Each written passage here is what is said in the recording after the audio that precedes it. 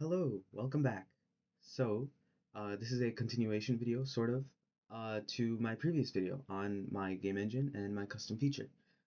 Just as a refresher, my game engine right now supports SDL3, um, is able to interface with Lua via Lua Bridge, and is able to load in and sort of make 2D games, very basic 2D games. My custom feature on top of that was implementing FluidSynth, which allows for MIDI and sound font support, SF2 support. What that means is my engine can now synthesize audio on the fly, and especially um, for lower end hardware, what this means is better CPU and memory, because sound fonts and MIDIs are relatively much smaller than a WAV file or some rendered audio, for example, even an MP3. Um, so, last time I showed you some very basic features that I had implemented, namely, if you look on my screen here, play, pause, resume, and loading a MIDI and sound font file. So what I've done here is I've kind of separated, since then, my two different sort of audio sort of management things. Right now, we have R audio, which stands for rendered audio, um, which can play, halt, set volume for rendered audio files. So this is your WAVs and OGGs for now, but I can also do MP3s later if I needed to. And now we come to the new section called synthesize audio. And of course here you can see all the functions I've exposed to Lua. Um, Synthesized audio is going to be everything to do with MIDI and sound font support, and that's all the functions right here. So just to walk through it a tiny bit, we've got enabling, which was there before, just to enable the playback, initialize the drivers. Um, we have enable MIDI controller, which I will get to in a second. That is one big thing as well. We have load MIDI and load SF2, which I have separated out so that if someone wanted to use each one individually, we'll get to that in a bit as well, they're able to do that. I have play, pause, resume, same as last time. We have set reverb and set gain now. So these use inbuilt fluid synth functions that allow setting the reverb and gain. Reverb is a bit broken for now, but gain works completely, and I will show that in a bit. We have set individual channel volumes down here, which allows for, because MIDI's standard is like 16 channels, um, we can set the channel volume for each channel on the fly in case you wanted to make some part, some instrument prominent, some not as prominent, or even just mute certain tracks, which I think is pretty cool. Next, we have set loop points. So, one thing I um, kind of find lacking in a lot of other game engines is the fact that, um, as an audio person, as someone who makes music every now and then, that I can't set custom start and end points for a loop. It has to be just beginning to end. So in Unity, for example, that's not an inbuilt thing. You can use Fmod, of course, but for smaller projects, I would have to like make a whole component to like just manage that. It's pretty straightforward, but it's still, an unnecessary pain point. And so I have here inbuilt to my engine the ability to set loop points, custom ones. So you can set a custom loop start and loop end, um, specifically for synthesized audio in this case. And after it plays that part, it'll go back to the defined start one. And once it gets to the end part, it'll go back. So we have that, and I think that's pretty cool. I will show that off in a bit as well. We have reset loop points, which is a shorthand for just setting the loop points to the actual file start and end. And here we have send key on and send key off. What these are ways to send MIDI notes on the fly through Lua code to FluidSynth. So rather than just relying on a MIDI track, a pre sort of composed MIDI track that uses the sound font, you can now load in the sound font initially, or specifically, hence the separate MIDI and SF2 loaders, and you can send individual MIDI keys, of course defined by MIDI code. Um, for example, 60 is C4, middle C. Um, so yeah, and so you can send key on and key off um, commands to the synth. Just to take a peek at the back end here, um, we have enable playback, that's normal. um, to let's see, let's look at that loop points here. You can see here, very short, loop start tick and end tick. Because FluidSynth for MIDI files works in ticks. You can work in seconds, but it's a bit more logical to work in ticks, especially because those are tied to your tempo, your beats per minute. So you can say X amount of beats later, or Y amount of beats after that, you know? Very, very sort of semantic, I suppose. Here I have a data structure for loop points. Right now, I have it just as this one. Ideally, or even like in this scenario, you would just have one loop point. Of course, I can extend this because it is a custom data structure to allow for custom loop points tracked in real time for different tracks. But for now, it is just a single one. So in here, I have start tick and end tick. I have here variables for start second and end second for rendered audio, for example, but that is not implemented yet. But it is there. So practically, it'll work the same exact way. And so if we go down here, we have the loop point in our audio manager. Um, and during my update um, function, which is new actually, because it needs to keep track of stuff in real time, um, I will check here whether we are at the end. Um, of our MIDI track right here using the fluid player function. And if we are past the end, I will set the current seek bar, you could say, to our destination. Our destination in this case is the start tick if it's been defined by set loop point, or just to the beginning of the MIDI track, which is just 0. And that does that. And this update function gets called down here every frame. So in our main game state, we have right here, audio manager.update. So that's that. And you'll notice here that in our update function, we also have a changes thing for channels, something. That is for setting the channel volumes. Evidently, Fluid Synth is a bit, I tried having it so that, you could just call Fluid Synth CC when the function is called. But something happens between calling it on start and calling it on update, where that just kind of undoes itself. I don't know. In any case, having it apply changes when it senses that there are changes is a bit safer because it means that I can also just put anything else in here um, and have all the changes apply by the next frame. So there's that. So this simply sets a channel's volume, and you'll see the code specifically to set the volume over here, set volume. So we've set the volume here um, just as an initial thing. We have a channel volumes array with 16 values, one per channel. We set that to the level, and we set changes flag to true. And by the time we get to the next frame, or before we get to the next frame, actually, by the end of this frame, we will apply that once more so that we make sure that it has actually been applied. And I know this is a lot of code. I will show practicals in just a second. Um, so now next we have send key on and send key off. It's literally just this. There is a fluid synth function to send a MIDI key on or off. Um, in this case, on and off means, for example, if you are looking at a piano key, putting your finger on the key, pressing the key, and then releasing your finger from the key. So we have defined a MIDI channel for it to go into the specific key, and we also have a velocity. So you can control velocity however you like. And same goes for off. So there's that. And um, yes, and I need to set gain here.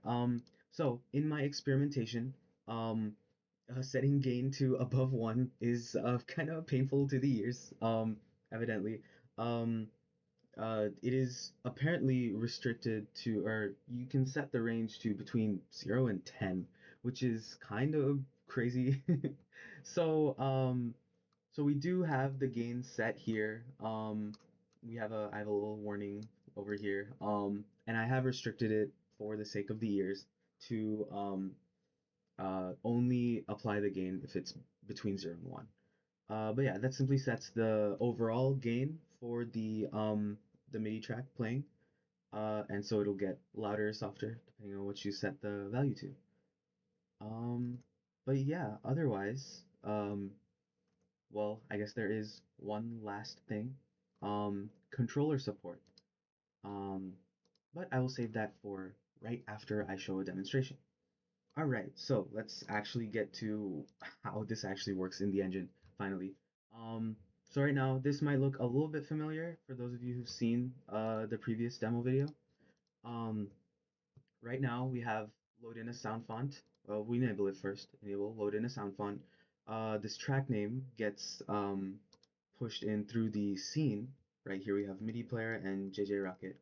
Um, so we load in a sound font, we load in the corresponding MIDI file, and we play it. Ah, one thing I did forget to say.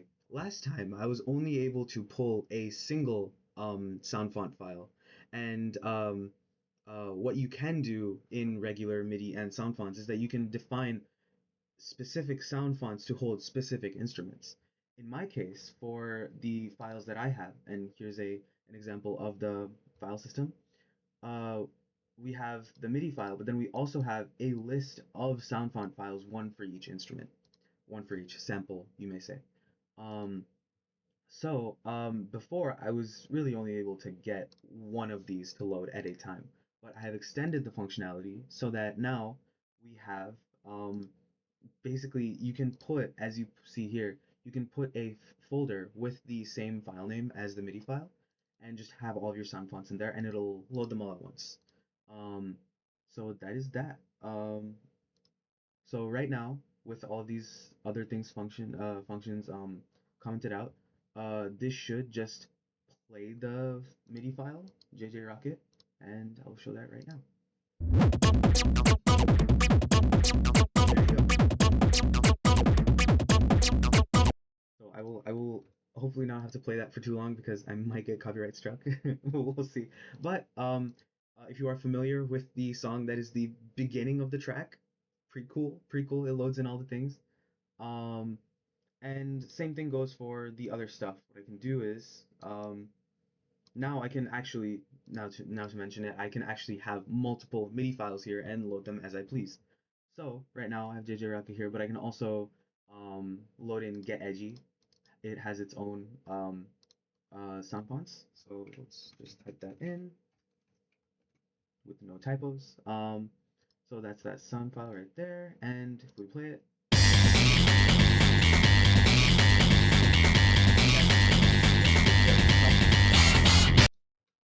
and there you go. That is the song. So yeah, and so that is the basic functionality for loading and playing MIDI files. Now let's go through one by one and see the new features. So we have set gain right now. If we set gain here, that will make it slightly louder. Not too much. This is the max that I can set it to through my restrictions. But if we take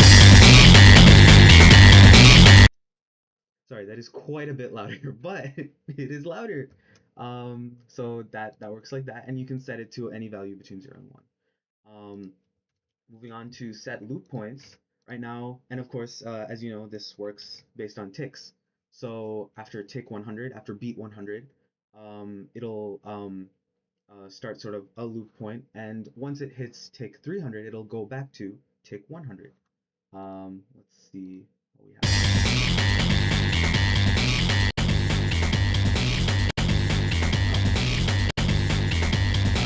Well, if you notice that really awkward loop point, that is because we have these loop points, and that'll play like that. And then moving down here, we can have set channel volume. And so right now, I will have the channels 5, 6, and 7 mute after frame 300. So after like a few seconds. So this is how you use it. Basically, we have set channel volume. The first parameter is the channel number according to MIDI standards, and the second one is the volume. And so I'm just gonna mute these three channels. And I will also go back to JJ Rocket so that we have a little bit of it's a bit more noticeable in this track. So yeah, so as you'll be able to see in just a second, ah, that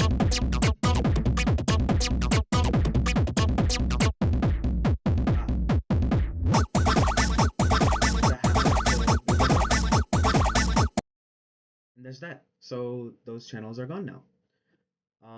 And yeah, that's simply it. And you can turn those volumes all the way back to 127, I believe, is the maximum. Um, and those will go back to normal.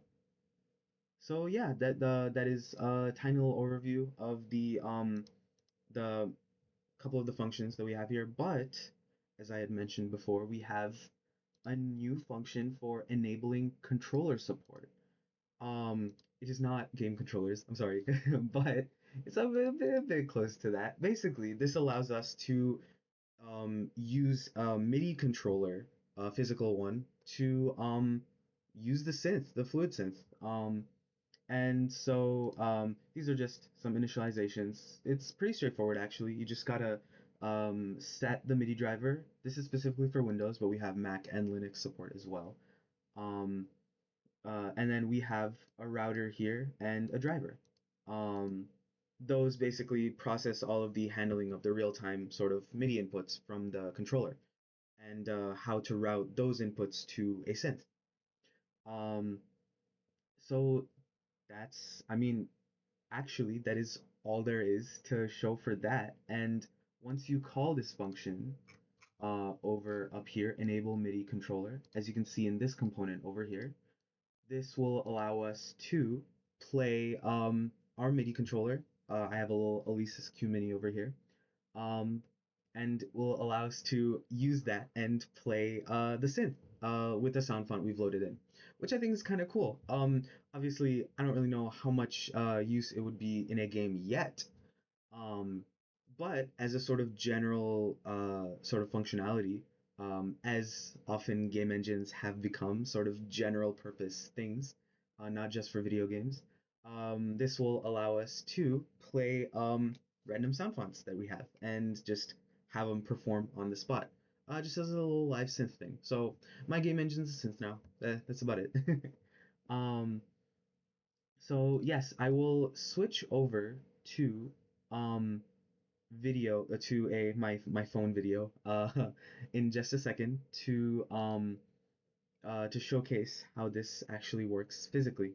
Um, but yeah, see you in just a second. Okay, so here you can see my little desktop setup. That's my computer. That's my monitor. And you can see my little Alesis Q Mini, my little MIDI controller. Welcome to the physical world, and here let me show you a couple of the new features with the audio components. Um, okay, so I really want to showcase the MIDI controller, but first I really need to show you the send key on, and I guess also send key off, but implicitly. Just as a refresher, send key on is going to send a specific MIDI key to the synth, which means that now I don't have to load in a specific MIDI file. I can just play MIDI notes on the fly. Um, so here we can see this new component, MIDI controller player. We have a sound font here and a key to send. I'll show you why in a bit. We have an enabling. We have loading the sound font. Here, if you see our scene file, I've set it to Genesis. That is a sound font that I found online, which I will link in the description. But essentially, essentially, uh, to play MIDI files and to send keys to specific channels, Fluid Synth assumes that it follows the MIDI and SF2 standards. Evidently, because MIDI and SF2 are just files, you can kind of just put whatever in them. So if we look at our Sonic Rush soundtrack tracks over here, those evidently map to specific instruments. It expects specific instruments names, and it uses those specific instrument names. And that kind of doesn't really work when you're assuming that the files are following MIDI standards, channels 0 through 15.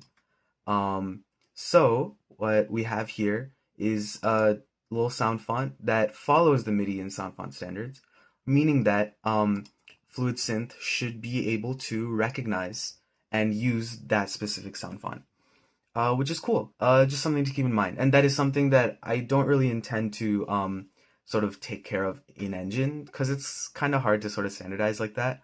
Um, so I will leave that onus to the user. Um, so I guess keep that in mind when you're using in the future. But we have this little simple component here, which sends a key every 20 frames to the synth, and it also increments the key to send by 1. So we're gonna get a little like ascending little thing over here. So just to demonstrate,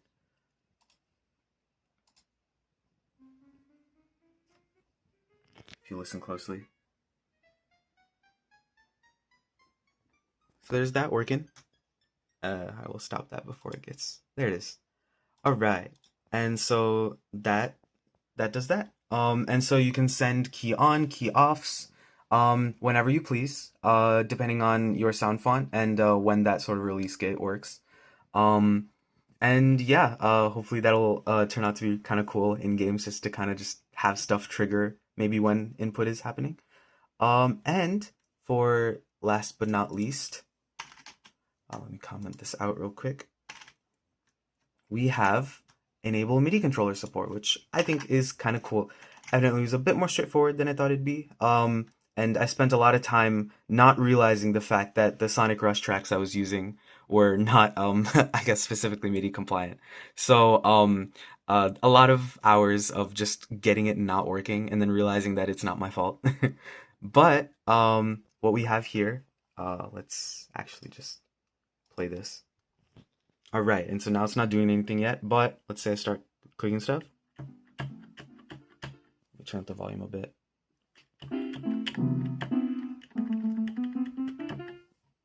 There you go, and it just sends it to the synth, and I think that's kind of cool.